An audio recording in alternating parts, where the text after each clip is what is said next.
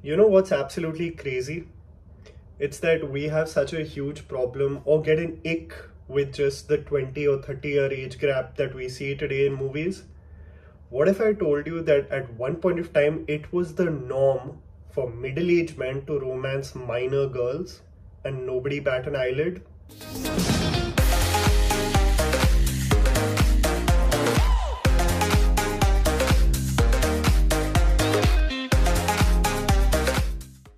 When I sat this weekend to see the new Hindi film release Tiku Weds Sheru, several thoughts popped in my head. What did Kangana Ranaut see as riveting in the script of this film that she greenlit it as a producer? For a person who is so passionate about the problematic widening age gap in the industry, why couldn't she also recognize the problem that exists in the casting of this film, especially when the screenplay never even addresses the large age gap? More importantly, why does this film have the screenplay reminiscent of a fever dream? Lastly, what happened to the creative choices of an actor like Nawazuddin Siddiqui, who was once touted as the game changer of Hindi cinema? Tiku Weds Sheru, directed by Sai Kabir, who previously directed Revolver Rani with Kangana Ranaut, a movie which I believe was a great take on the genre of satire and absurdist comedy, and this may be an unpopular opinion, but a genre and role that was extremely brave of Kangana to take up and portray with absolute conviction in 2014. Tiku Weds Sheru focuses on the life of Sheru, played by Nawazuddin Siddiqui, who is a junior artist who partakes in shady and wheeler-dealer activities to make ends meet, and who gets approached for an arranged marriage to his surprise to a beautiful young girl, Tiku, played by Avneet Kaur.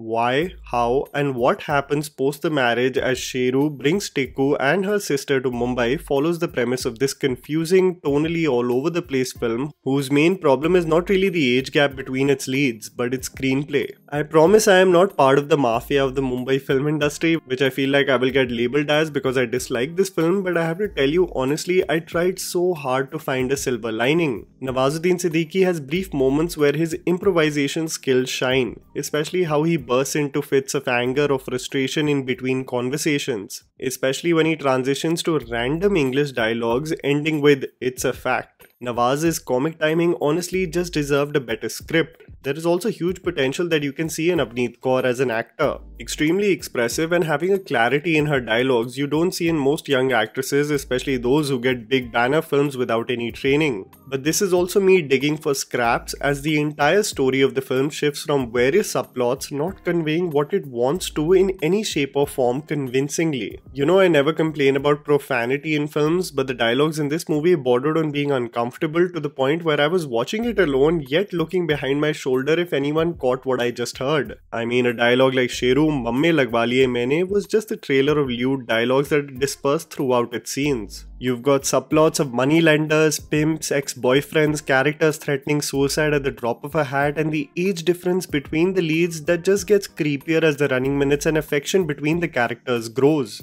When the trailer launched, had assumed that the premise of the film will highlight the age difference between the leads as the elephant in the room, but this large gap is never addressed. The makers almost pose it as something extremely organic. But the visuals of them, especially when Sheru takes out Tiku to the city, looks no less than a father taking his daughter out on her 12th grade Conti. At least in movies like Nishabd or the Malayalam movie Christie, the age gap is the core issue that is being addressed, of forbidden love in many ways. The movie transitions to become improv on stage gone wrong, with several scenes of randomness after the other, where you wonder whether there is a script or not, or are the actors just riffing with one another and no punchline is landing. There is a song in the penultimate scene that showcases such utter randomness that you scratch your head wondering what exactly was the thought process behind it, making Tiku Weds Sheru a really confusing film that doesn't express the perils of the film industry in Mumbai, the dichotomy that is extreme poverty and abundance in the city, or even a case of self-discovery for a character like Tiku. If one really wants to see a movie that is done effectively regarding the same topics, I would highly recommend you watch this beautiful film Kamyab starring Sanjay Mishra, or Dibakar Banerjee's short Star from Bombay Talkies starring Nawazuddin himself, that talks about this city, this industry, and its complexities with far more conviction. This movie and its pairing, however, really made me want to talk about the age gap problem across industries. You know, someone had recently posted on Twitter about which actress among the new lot has the potential to become a star, and I had presented Mrinal Thakur's name, and several of the comments stated on how she is 30 and how will she become a star now. This stems from the same regression aggressive notion of setting a shelf life for female actors while male actors can still be at their prime in their mid-50s. This reminded me of the question that was posed on a roundtable to actresses, to which Kangana Ranaut had a fitting response, and looking at the likes of Kareena Kapoor, Aishwarya Rai and Tabu still being the leading heroines in big banner films, I feel like this is an archaic notion that should be left behind. Given that the shelf life of leading ladies is limited,